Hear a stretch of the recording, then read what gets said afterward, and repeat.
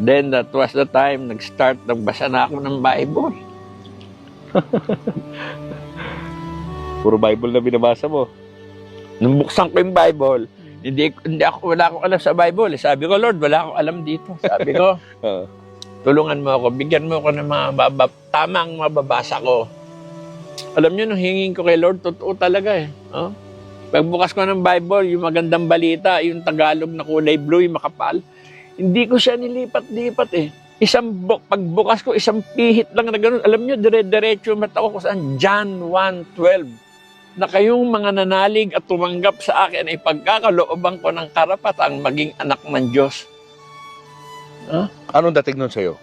Sabi ko, grabe, akala ko dati, simba ako ng simba, namamanata pa ako sa Quiapo, akala ko anak na ako ng Diyos, hindi pala. Kailangan pala tanggapin mo sa puso mo. Tanggapin mo siya na bilang Diyos tagapagligtas ng buhay mo.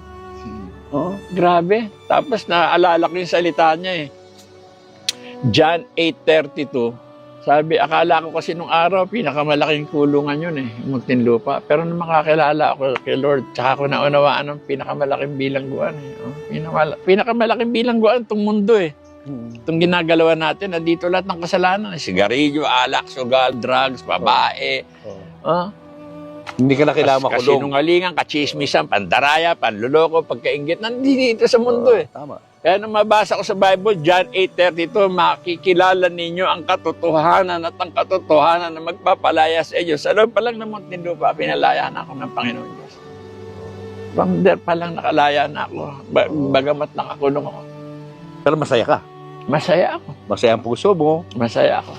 Dahil meron kang relasyon sa Kanya. Pero ang trials nandiyan dyan lang. Pinahintulutan ng Lord dyan, hindi naman para magdusa tayo eh. Para ipaalala sa atin na may magagawa ang Diyos sa buhay natin.